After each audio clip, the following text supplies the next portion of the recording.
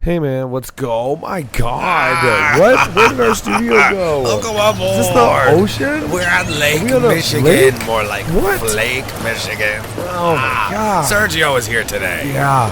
For an interview, not for whatever the hell this is, Captain An Ahab. What's adventure. going on? Sergio is always down for adventure. You'll hear about it. This is absolute insanity. Let's do this.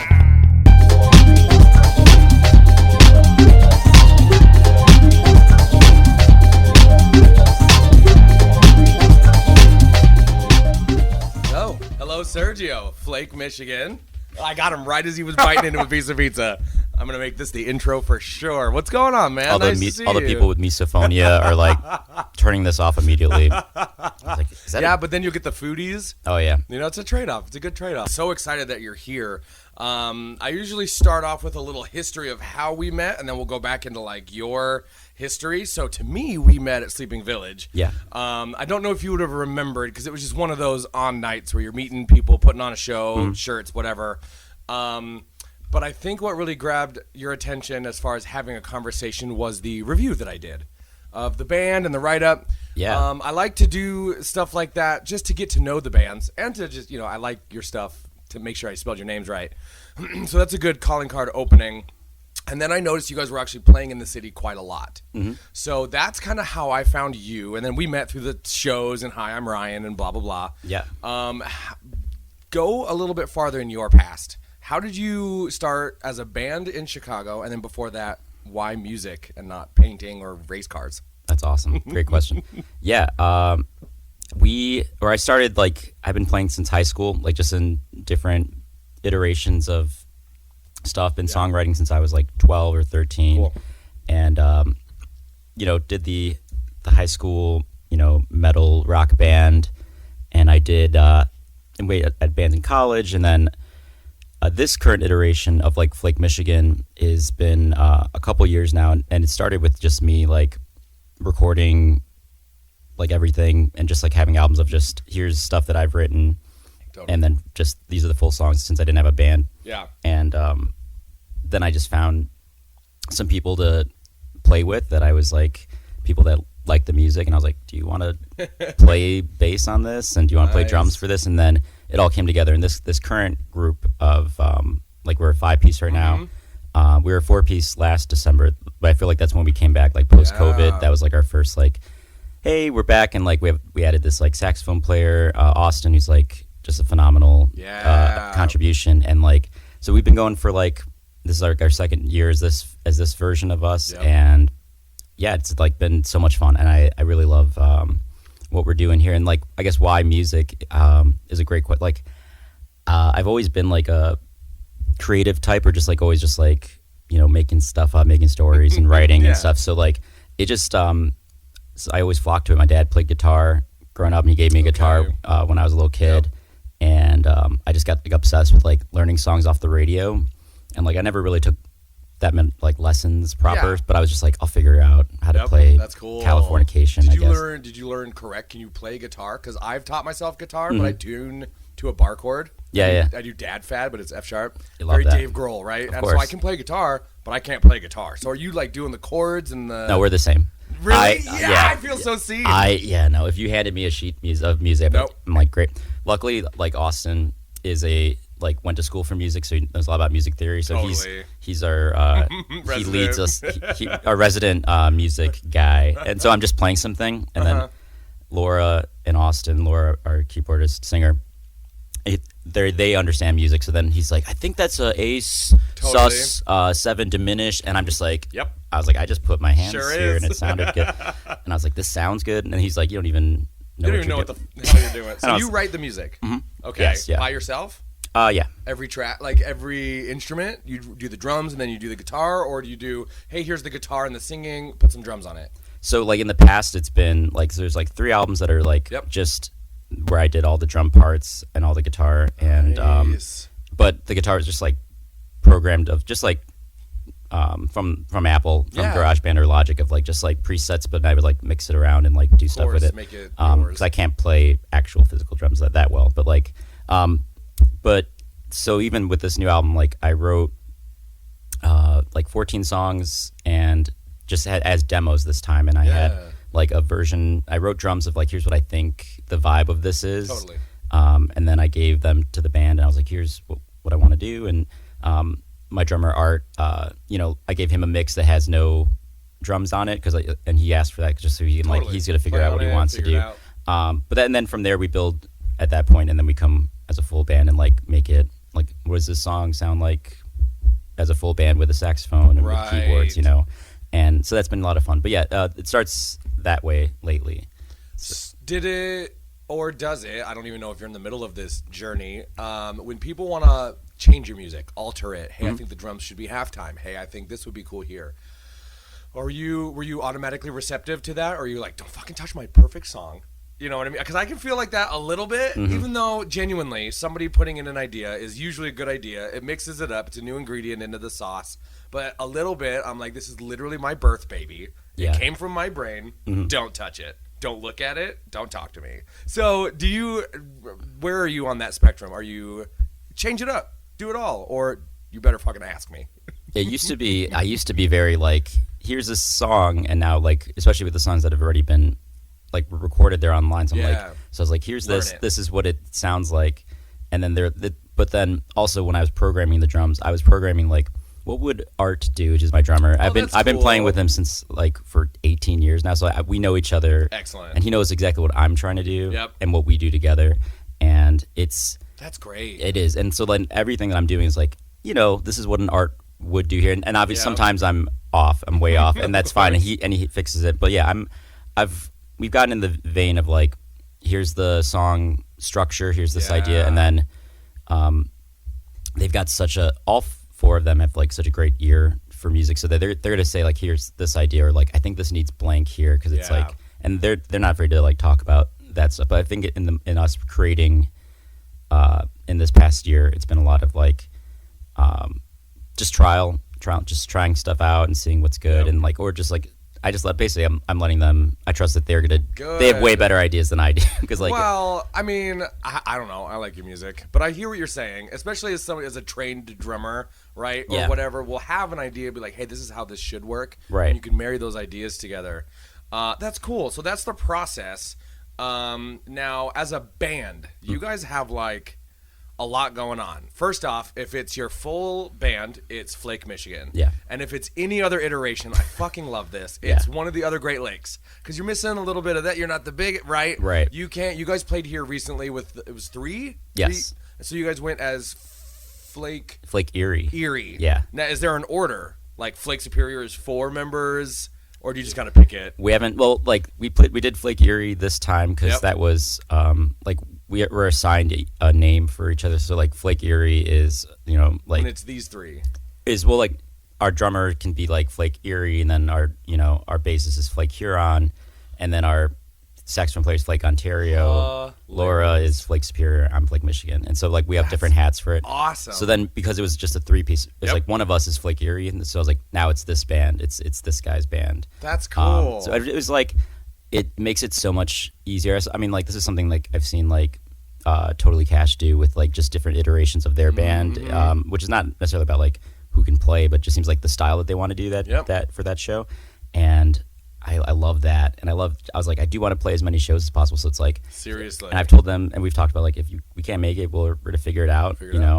Same thing with like Yardapalooza. It's coming up July 14th. Like, one of us can't make it, and I was like, we're still gonna play the show, but we might be a different version of us. But it's gonna be like as awesome or as fun as possible. It's fun to just like, of course, you're there. It's representation. You can say, hey, when it's all 5 of us, it's Flake Michigan. When it's we're Flake Erie now. If you like this, wait till there's 2 more and a saxophone or whatever.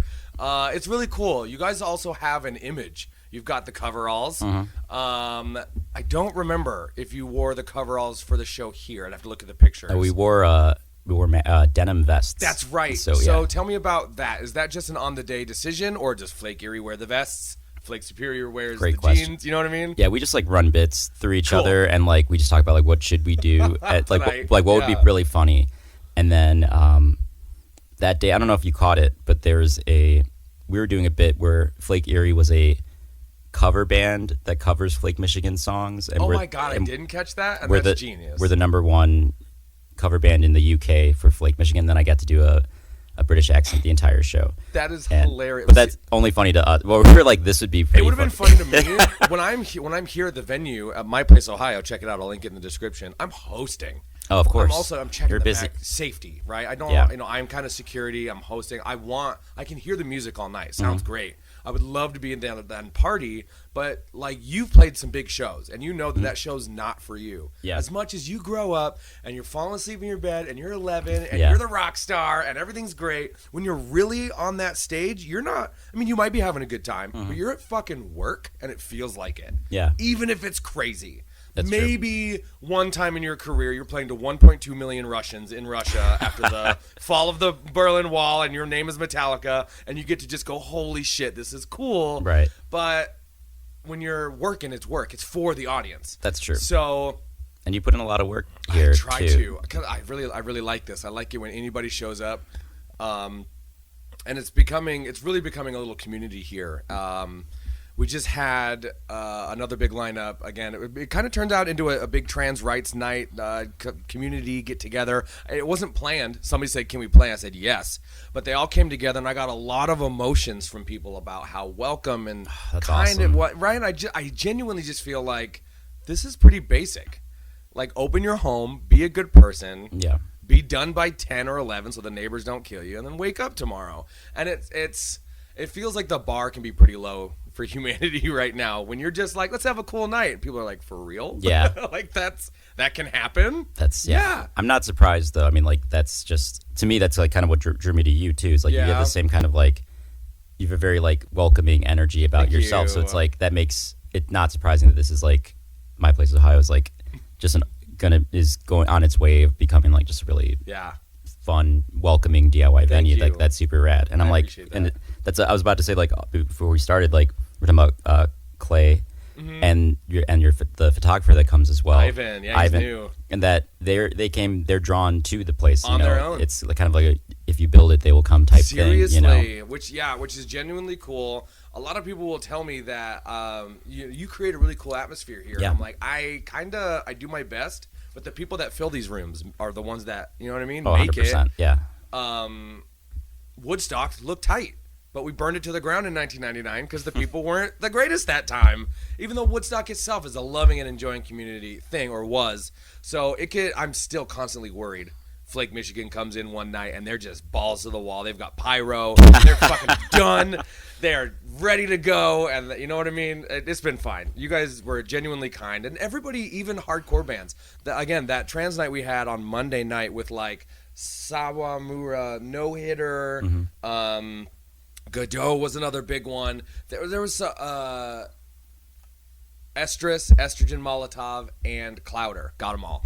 And there was some pretty hardcore shit in there. And in here, in this basement, and they were still really respectful of even if they were moshing around. Hell yeah. Nobody bumped into a bookshelf. Right. Nobody got thrown through a window. As much as I would love it. As much Yeah. as I would love that movie to happen, it's really cool and positive.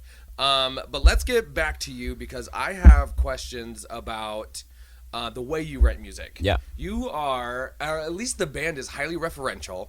Hi, we're Flake Michigan. We're here to make you sad and then dance around and stuff. Very Scott Pilgrim. We talked about that personally. Other things that you guys just do, and little quips and jokes you guys make. So when it comes to music, how much of it is I'm trying to be an emotional person and get this out of my heart because my words aren't doing what they're supposed to do, and Scott Pilgrim. You know what I mean? Yeah.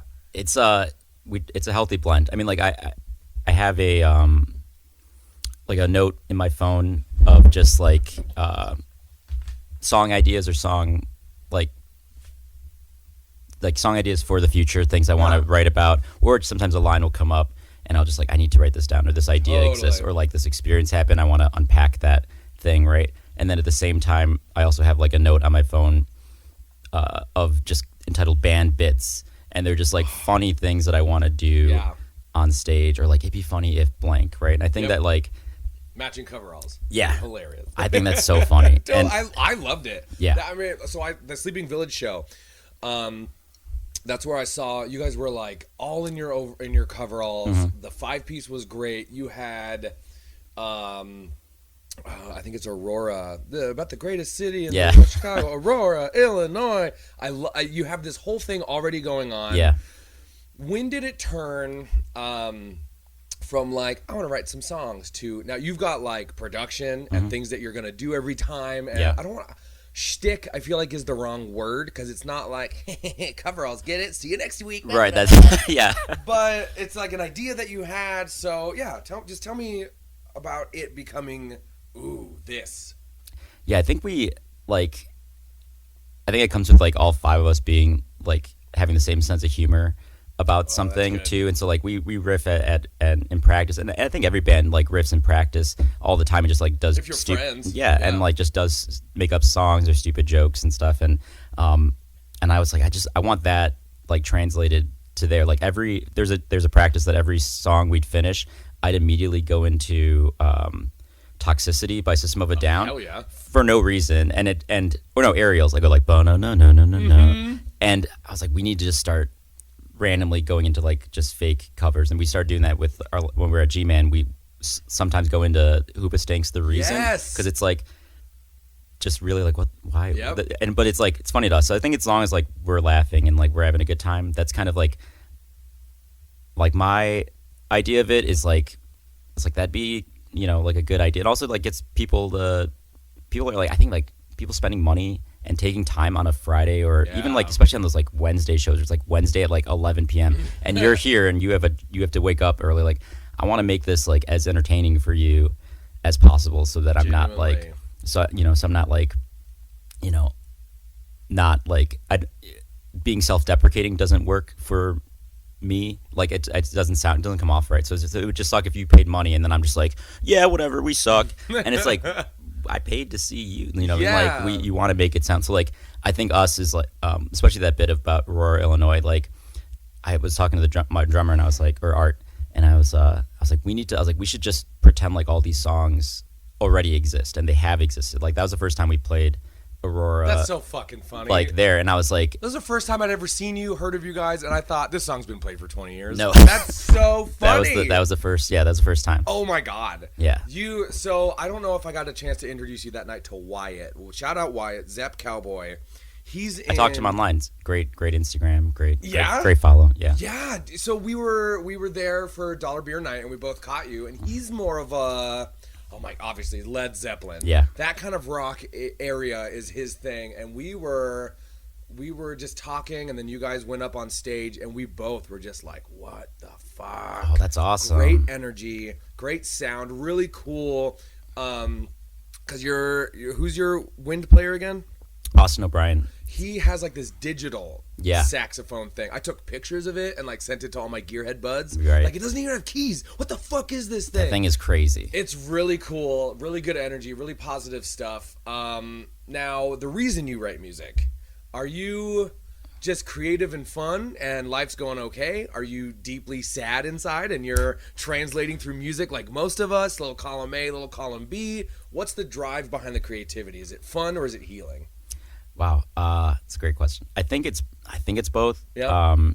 I think it's therapeutic in a good way, and a lot of it, like sometimes some of the songs like or the ideas behind them might not be spurred by like something that I am experiencing or have experienced, but Totally. There's a core of like relatability to something I've felt, especially so that if I talk to someone about experience that they're having, or they're talking to me, and I'm like, oh, that reminds me of this time I felt this way, and then I try to capture that moment in it. Essence. Yeah, and I think that like even a lot of those songs are based off like some sort of core experience that have happened to me, whether or not like they are directly like narrative true, is irrelevant, but it's also like that. I think these songs off this upcoming album are like the most important to me, because like they are like when I'm singing them, I'm like going to a specific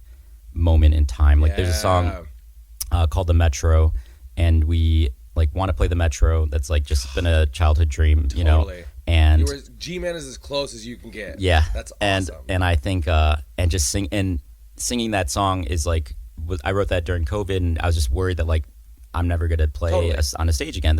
We're done. It's over. And that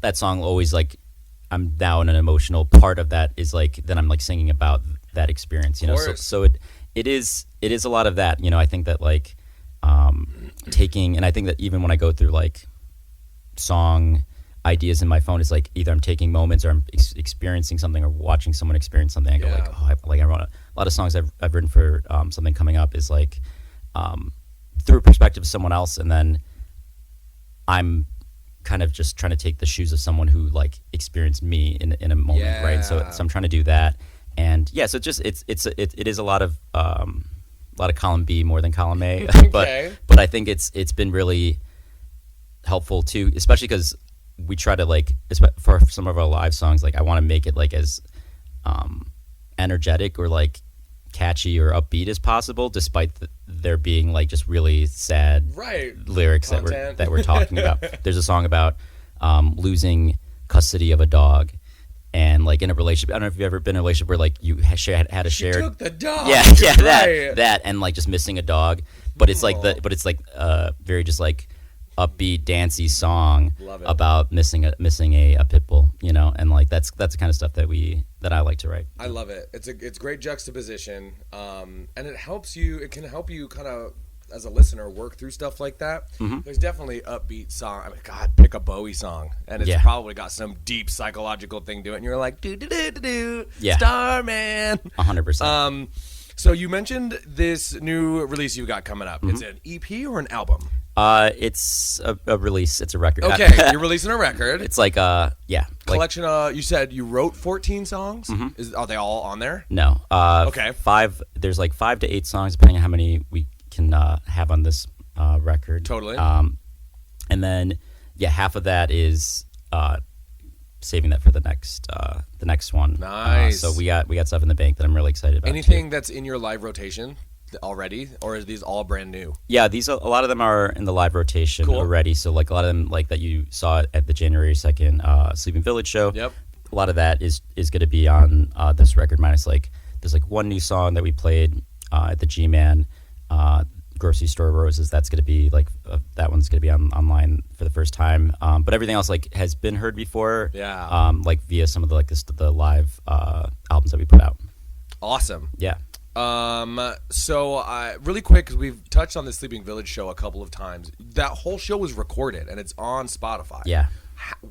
What did you guys recorded that, right? Because I don't think Sleeping Village. Yeah. So like when you play Sleeping Village, at some venues in Chicago, like they allow you to get the soundboard cut from recording, and for like an extra whatever, and then oh shit! So they actually said, hey, for extra amount of money, we'll give you the recording of the night. Yeah, and it's awesome, and it's when I saw that, I was like, 100% we're doing that, and we're doing it again for another Sleeping Village show where I'm like, I'm gonna record it and just have that. I love just the immediacy of just like a lot of jam bands do that, like Dogs in a Pile, Goose, and all those bands. Like they'd be like, here's the show we just did yesterday, and they're putting every tour show up. That's great. And I was like, why can't just like non-jam bands do that too? Right. You know, so like, but yeah, I love that we were able to record that show, 'cause especially like a lot of those songs that you heard are going to be on this EP, right? Yeah. They wouldn't have been heard until July, which to some people, which would be like, that's a shame, because I want people to know these songs like immediately, you know. So okay, you've played a bunch in Chicago, you've recorded a bunch in Chicago. I know you're from Chicago, but you guys are not from Chicago, right? We're like majority of us are. We're like okay proper. So then Michigan keeps coming up. Why?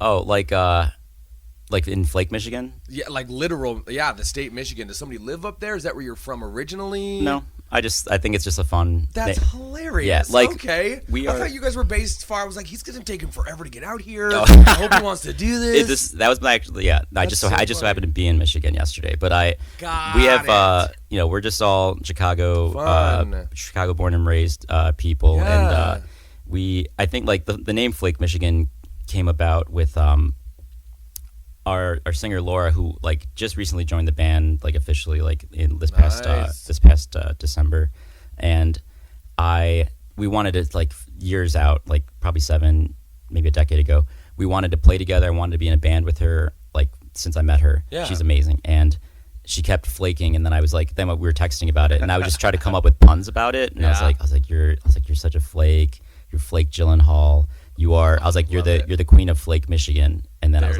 like, I like Flake Michigan, and so we just went with it. We have gotten that before, where people do think that we're a traveling band. Yeah. But I was like, no. And you're all over the place, so it feels like when you guys are playing, you'll have like a lot going on, which is as somebody who books a venue. Feels like when somebody's in town, they don't have a lot of time, so they're like, book what we can, and then we gotta get the fuck out of here. So that's really cool. What was the first band you were in?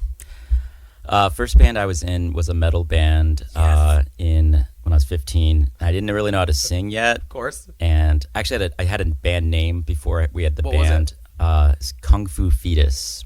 Oh, I love it. Yeah, it is wild. It's a wild name. It also sounds like one of those early 2000s Flash games. Yeah. You could have got like Newgrounds or something. Yeah, that's probably where I got it. And I thought singing was just James Hetfield, so I was like, yeah, go. I was singing about kegs of beer, and I never didn't drink at the time, and I was like, what am I talking about? Kegs of juice. Yeah, I was like, I don't know anything. And so that was with just like, very like we do like some Led Zeppelin covers and stuff like that. 15 banging around. Yeah, it was metal. Always rock though, huh? Yeah, always rock. And then after that, was just like more kind of what I'm doing right now, where I started doing more of the songwriting, or I did the songwriting for that one too, but where we just kind of did more like pop punky stuff in the this is like 2005, back big. I graduated high school 06. Okay, yeah. So we're in the same. Should be in the same age, area. So you get that. You get the vibe. Well, the whole. I've talked about this maybe even in previous episodes, but there seems to be waves of musical influence. Mm-hmm. And when we showed up, so I was born in '88. You born in '88? 86. 86. Okay, still same thing. Yep. We showed up at the end of the 80s, right? So we got a little bit of the electric stuff, a little bit of that rock and roll, but we were starting to see early 90s hip-hop and then grunge. And then, so we grew up through the 90s. Hip-hop was kind of dominating in pop, and then rock had that big revolution in the early 2000s. Yeah. That is heavily influential, and I think that's kind of why I'm so, my wife is upstairs, so I'll say this quietly, attracted to you guys, because I feel it. It feels like home. I know the things you got, the jokes you're making. I know that you're one of the first bands that I haven't objectively been like, oh, this sounds like this popular band, which is how I love that. Well, it helps as a musician. I love it too, but as a human being, it helps. There's so many fucking bands. So when I go, they sound like Weezer, not you guys at all, but I never mean it as a musician. Ew, you're just Weezer. I'm like, I don't have. I don't know what else to say for shorthand of this is how this band sounds. I don't have a shorthand for you guys. I genuinely don't. Thank you. Which I really like. You guys sound like yourselves.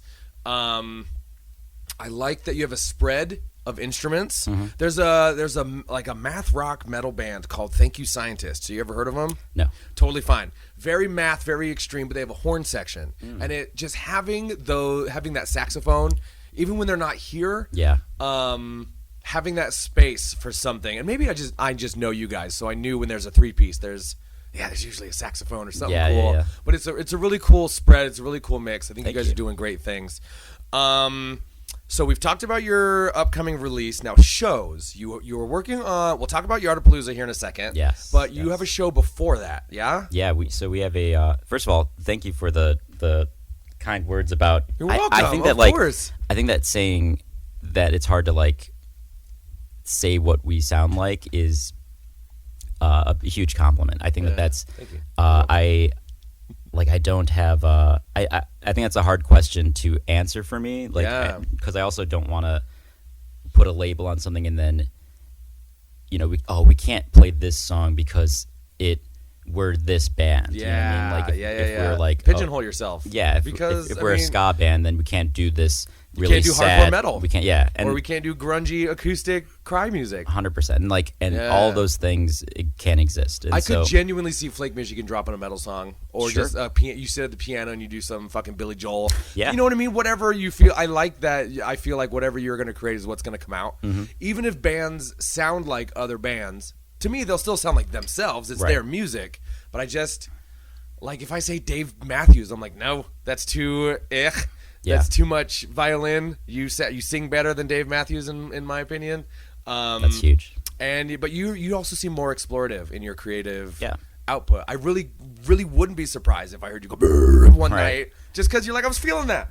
Burn skeletons to the ground. I think there's like such a big. We're just like all of us have like a just very different musical influences, Yeah. and so it's like that also shows up in what we're doing as when we come together as 5 people, which I feel like our drummer's like very like just punk rock, like hardcore, and like there's some breaks that he does where he like I know what he's doing. I know what this translates to. Got it. And like we've also we know each other so well. So as I talked about, like a lot of that comes easy, and like so I think that helps with it, and also like just trusting like I like this. Same thing with kind of like a lot of what you are doing with Yardapalooza and with this DIY space, and anything that you're doing with is like it's genuine. You're just genuine. Like I'm gonna do this. I like this, and if you want to come, that's cool. Yeah. And that's kind of how I'm writing. Great. That's how I'm writing songs now. Where I'm like, Good. I'm not worried about like, oh, is someone gonna like. It's more like I think this is fucking You're good. writing for you. Yeah. And that's what's really important. And if I'm not like listening back to it and I'm like obsessed with it, then I'm like, I don't want to put this out. Do you?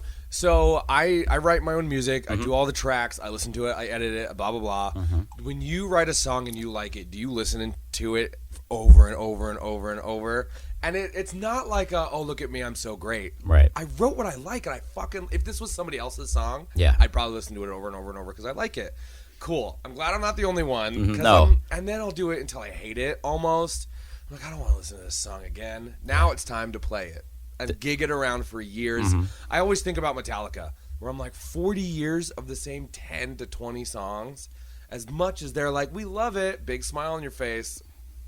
I've been playing a couple of songs for maybe a year, and I'm over them. So I'm like, I can, like I mentioned earlier that this is very much work. It's very much a job, even though it looks like the biggest party on the planet. Yeah. You got to practice. I mean, how many times have you seen even the biggest professionals forget the words to their own songs, to the Star Spangled Banner? It's work. It's scary. You're human. Yeah. So. A lot of practice to it too. Genuinely. Sleeping Village. That's next. Yeah, you got another Sleeping Village show coming up? July 13th at Beat Kitchen. Kitchen. So that's our CD release show. Yeah. And we're super excited for it. It's an amazing lineup. Like I'm encouraging everyone needs to get there. Like at doors, music's at 8. Like Royal Dog is amazing. Jacob Horn Trio is like just a legend. They're so good. Sick. Machine is like so fucking good. They're from the South Side. They're gonna blow up. Excellent. They're basically blowing up, but like they're the best. And then we're playing, and we have a collab with Soothsayer Hot Sauce, which is the shirt I'm wearing. Ooh, nice. Yeah, and so we have a hot sauce that's gonna be debuting at the show too. Yeah. I've like July 13th? Yeah, July 13th. And nice. I know, right before Yardapalooza. It's gonna be a good weekend for some music. Hot sauce. I'm gonna try and cover that. It's the day before, so I might be busy. Sure. But that sounds incredible, and I'll get my hands on some hot sauce no matter what. Oh yeah, I'll bring one for you the next day for sure. So then July 14th, we've got Yardapalooza. This is kind of one of the first times I'm talking about it openly. Okay. I've been working with the State Department a lot about locations and permits, and we are relocating. We are in Forest Glen right now. We're just moving basically to the right. There's it's called St. Paul Woods. Yeah. Same distance, about 20 minutes from here. They were just like, it's getting too popular. It's getting too big. We got to put you in a bigger spot. Cool. So other than that, I've been waiting to post because they just called. Like I was just on a phone call before you got here, and they're like, "Yep." So here's the new. It's just all the permits before you start telling everybody where the new location is. Here's what we got to get your ducks in a row. But it's coming. It's here. It's permitted. The state knows. The That's cops great. know. That's awesome. Aldermans have been calling me, and they're like, "Who the hell are you?" So for those who don't know, Yardapalooza is a do-it-yourself music festival that's in its 3rd year. The very first year, it was just me by myself playing my music. I didn't do any of this. And that first festival was what taught me I can just put on shows. I had the speakers. It was me singing and playing guitar. Everything else was pre-recorded backing track and a rented PA system. But I was like, that's it. You get a bass. They bring their own bass and guitar. Somebody brings a drum set. You've got a show. So that one night of Yardapalooza, where I started it because I was having trouble finishing songs. I had a great minute and a half. love this, dude. Keep working on it. Until my friends were like, I'm fucking sick of this. Finish the song or stop showing this stuff. Yeah. And I'm like, no, I show you because it makes me feel good. So I invited my friends and family. They bought tickets, and I'm like, I guess I should finish a song. So I did. It was you know what I mean? Then the second year, I met Ricky Liontones. Yeah, love that guy. Same. At a house show, not too far away. He was playing with Lever, Sun Volume before they really blew up. They just opened for Everclear not too long ago. And then Silvertone, who's one of the other headliners for Yardapalooza. Sick. And I was like, now I know people. It's one step at a time. So for the second Yardapalooza, I got Ricky Liontones, a band called Boxcar Graffiti, Black Rock, who I think they're on hiatus, but they were in the middle of European tours, and they swung through. This acoustic singer-songwriter, Leanne Stutler. She's more country, but really cool friend from college. I said Boxcar Graffiti, and then myself. Yeah. So that was last year. It was really big. And then I'm like, I can't host, cheer, and sing and perform as a headliner. I didn't even mean to make me the headliner. I was just like, it's my show. Everybody else can go home. Too much. So I took myself off the bill, and now we've got 22 bands. Wow. We have left the yard because I was like, we're gonna get in trouble. Yeah. Right. I'll do the venue here. 50 people max. Sure. Sometimes 10. Sometimes 60. But that's about it. That's kind of what I want here. And Yardapalooza is just the bands, and you say 4 people in a band, 22 bands. You're at 80, 100 people just in people coming to play music. That's true. Everybody brings 3 people, whatever. So you've got at least 200 people. So I'm so excited for it. Yeah, I am too. Clay, our sound guy, has been really putting in a lot of work for the. Shout outs to Clay. Shout outs to Clay. Oh my God, what a nice makes guy. it sound great, dude. Great sound, great ears. Really dedicated, really into this. Ivan will be there taking photos, and then there's this new guy. Shout outs to Ivan. Connor we just did a music video here for one of my songs, and he was the assistant director, and he was really good at keeping people on time, but also being cool and like having a good time. That's fun. So I hit him up to be our kind of stage manager for Yardapalooza. Just be like, hey, you guys got 5 minutes till you're on. That's awesome. You know what I mean? Hey, you're done. Get your shit. Go over there. So you said it earlier, build it and they will come. And these people have been showing up and being like, this is kind of cool. If you need a hand, let me know. So that's fun. Yeah, it's going to be a great time.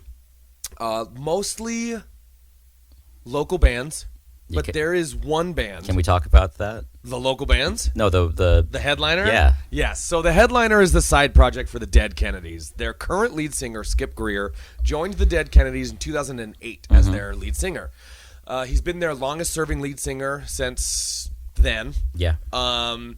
His wife and my mother-in-law run a theater. It's called Playcrafters Barn Theater in Moline, Illinois. It's the oldest surviving theater in the Midwest. 1929, it opened as a farm, like a barn, and now it's like a theater. Okay, cool. So apparently, Skip Greer, lead singer for the Dead Kennedys, and his wife live in the area. They're working at this theater. He's doing like stage building and whatever when he's not doing Dead Kennedys world famous shit.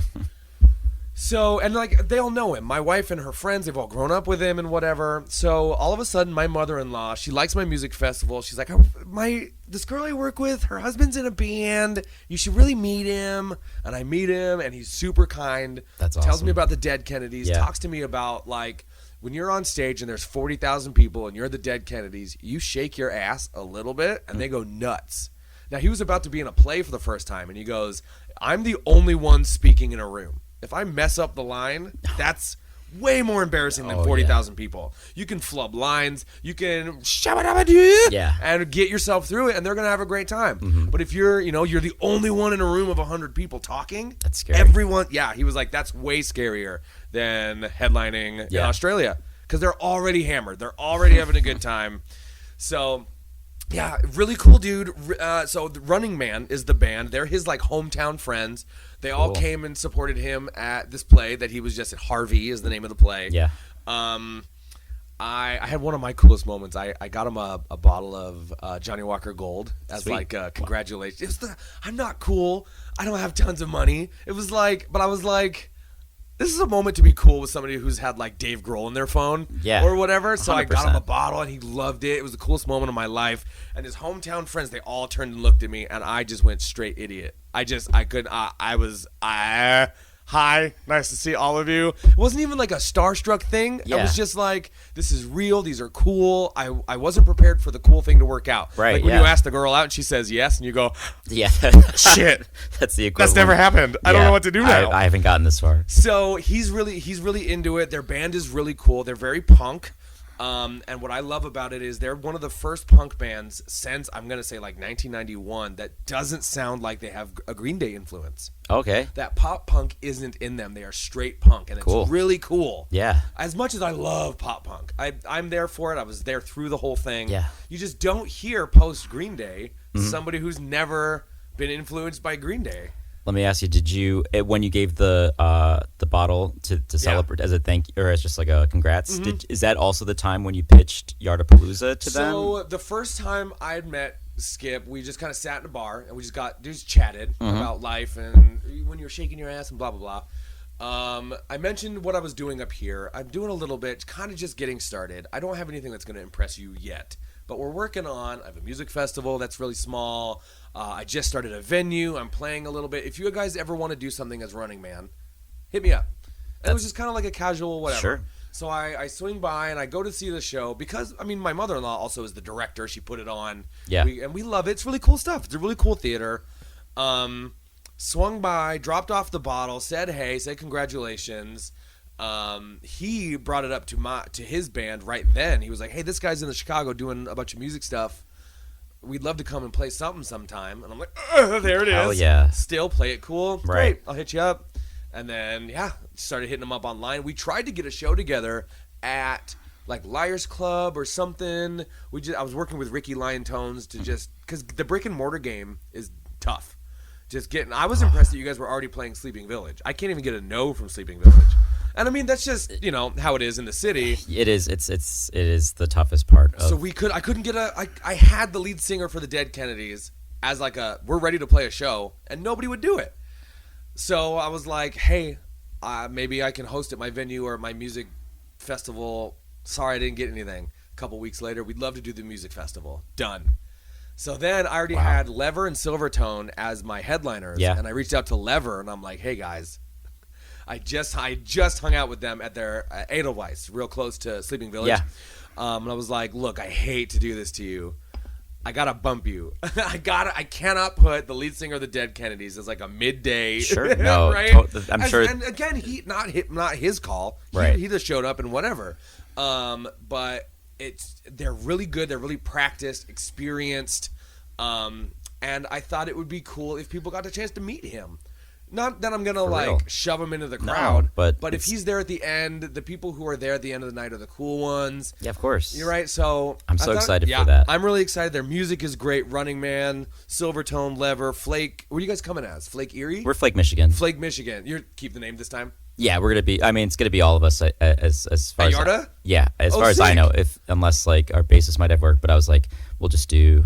Totally. We'll figure it out. But either way, yeah. We're going to be Good. Flake Michigan for y'all. And we're so excited. And like when we touched on this like earlier, but like you were at the Sleeping Village show and you DM'd us and I screenshot it and sent it to the band. I was like, this person said some really nice things about us. In the review? Yeah. And I was like, this is so sweet. I was like, but also like one of the first people to talk to us that wasn't like already just a friend or a family member, right? So it's like I was like, wow, this is great. And then you pitched the Yardapalooza, and I was like, hey, he mentioned this in July. I was like, we're gonna play this, by the way. And I was like, we got to play this for this guy. And I was like already just I was pod committed like from the get. So I'm super excited to be playing it. It's gonna be rad. Yeah. It's our first year out in the big public with all the permits, but like we're doing it right. The city knows. Yeah. Nobody will shut us down. Making sure we can sell T-shirts, because the reason that we actually have, I would call us a successful venue, is because we inherited a lot of shows. There was a local venue called Backyard 606. I've mentioned this in episodes. They got shut down, and they had bands on tour who were like booked and ready to come. And a couple of friends called me. I was sitting in this corner playing Terraforming Mars with my wife and brother-in-law, and the phone call comes, and they're like, we're coming from Oklahoma City. We have nowhere to go. We are booked. What do we do? Yeah. And I had put on a couple of funny shows in the backyard, not branded. I didn't have a logo. We didn't have staff shirts. I didn't have a sound guy. They were just like, this is big. What can we do? And I got scared. This is a neighborhood. The last thing I want to do is ruin all of this. My son lives here. I live here. My wife lives here, right? True. But there's real opportunity, and I really want to do something cool with this opportunity. Post-military, I think this has been a lot of trauma response and just being what I wish I could see more of in the world. That's awesome. awesome. Just abject giving and kindness, even though I know there's so much philosophy that just goes into existing. You know what I mean? Yeah. Because like being kind isn't helpful when you're trying to eat. You got to like survive and be a little tough. True. But I'm finding that this city in its excess, even though we've got a lot of problems in this city, just needs a place for people to be without expectation. Yeah. You don't need to bring 75 people to make sure I make my nut before you come. You know what I mean? Because I also we pay our rent and then we put on shows. Right. Whereas like Sleeping Village pays their rent through their shows, so I can understand what's going on there. True. But one of the complaints I've always heard was that there's too much music now, too many bands, too many subgenres, and I just think there's not enough stages. There's not enough opportunity for people to not be good or to be great, to find out if they are or not. I would love if like literal Green Day and then like Flake Erie, right? I don't care. You're like, we can't all make it. Yeah. Don't give a shit. All of actual Green Day, totally here, same night, don't care. Right. Because you don't get anything like that anywhere. Maybe there's security involved where Green Day probably shouldn't be out in the open, maybe in my little backyard. But also, if they didn't say anything, Right. and they were just like, hey, we heard you got a secret show. That would, you know what I mean? So I'm hoping for something like that. But Hey, if you speak it into existence, I think that that's. I would if I was a major band that was like touring multi-continents, I would look for any little DIY spot that has maybe 10 people. That's like, fun. don't tell anyone, but we're your opener. Yeah. And then all of a sudden, Foo Fighters comes out, 3 songs, leaves. That'd be nuts. Nobody would believe you. Yeah. No phones. That's so funny. Anyway, so okay, we've got Yardapalooza. We've got Beat Kitchen. You have your EP release thing coming up. You guys got year plans? You looking to be in a specific spot 1, 3, 5 years? Oh. What's Not really. You're just riding through the summer. Yeah, we're just figuring things out. I mean, like, Good. I think kind of the same way you're talking about, like having a place for people to just be is also like the idea of us playing shows too. Is like all my friends are like, they have kids and they got jobs and Life lives has and continued. wives and partners and stuff. And it's like, it's a lot to get. It's also hard to like organize. We're all gonna hang out. Just a band or just friends. Or just friends. So Yeah. like to me, it's also like it'd be great if this was like a place where like, okay, there's a Flake Michigan show, let's all go and have a good time. Right. You know what I mean? Like, and I would love that to be the case. And I feel like as long as I'm just like providing that space and like being able to hang out with people and like have a good time, and people, my friends just also happen to like the music, which is good. And I think that we have like August 9th. We're going to be back at Sleeping Village on a Friday, which Excellent. I'm super excited for. I'll be there. With Tommy Kessler, who's an amazing musician. You need to check him out if you haven't done so. He's great.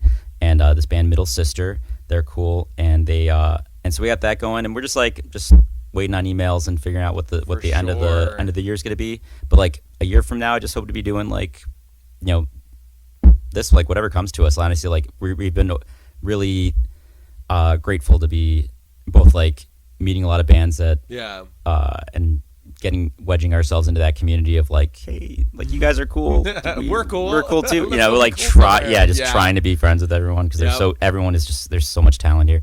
Genuinely. And yeah, for real. And so I mean, like a year from now, like still, I would love to just be playing like Chicago venues and just knowing that like having a name where it's like that is a show that you can go to and it's going to be different and fun every time. And it's not a I don't want to oversaturate, but it's also just fun to be like, we're to play here and it'll be nice, and whatever just really sounds fun to us. I think that's kind of also how we're kind of like doing it. We're not like, I'm not super, both, we have 2 members who have like, kids and stuff like that. So we're not, it's touring's a hard thing for us to like It had to be really like justified. Yeah. Like, no, this is a big deal. Right. It's gonna pay really well because you got real life going on, right? True. That can be a big change into the way that you approach even success. Right, and I think that also speaks to the way you just talked about the venue of like you're not using that to pay bills. So it's like you can do it. It's a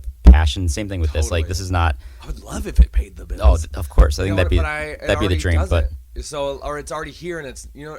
I don't know kind of how I'm trying to say that, but I'm lucky that we're doing fine, and this is just like this is something that's really fun for us. Yep. And we are like, regardless, like we're gonna have a good time, and like we're going to like go all out for shows, and I think that's like kind of our goal right now. And we're just like, in all honesty, I just really want more people to listen to the stuff, and like I think if people go to the shows is like what I want, like more of Chicago to know. Like I want to be like in the reader for like best Chicago band. Cool. I gotta take headlining it. the Metro.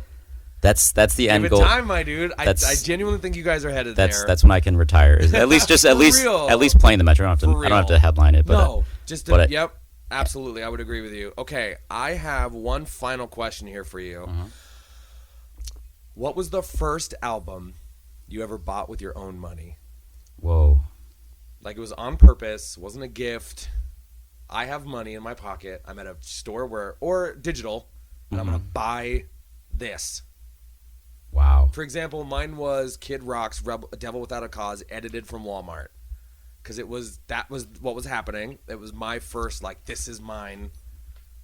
Yeah. I love that. I feel like my answer is a cheat code because I did and this is like going to date both of us. Let's go. You're about to know it. It's the get like 8 CDs for like a penny, the Sony BGM, like, it's like one of those collections. Yeah, it's like, there's a whole catalog we'd get in the mail, and it's like, pick any of these little like albums, and you get like you get 12 cassettes for a penny, and then it's in my head I'm like 12, so I'm just like, Mom, this is a great idea. Yep. And then she gets stuck with a scam of like monthly thing she has to get.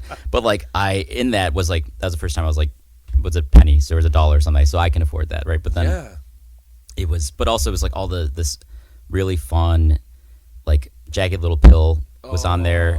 Alanis Morissette. Cracked Review, Hootie and the Blowfish was there. Okay. It was just we're from the same era. Yeah. Ben Folds 5, Whatever and Ever Amen was up there. Like, so I got this whole thing of cassettes that were just turned into all my personality of like music I was into, right? Period. Yeah. I want to say the real answer is probably there's an Ace of Base single. It was All That She Wants. Baby. That's another one of those weird ones that's just forever in your head. Oh, it's a jam. Probably been since 1997 since I've heard it. Yeah. But Ace of Base, Savage Garden from the era. That was on that. Yeah, there's some really cool.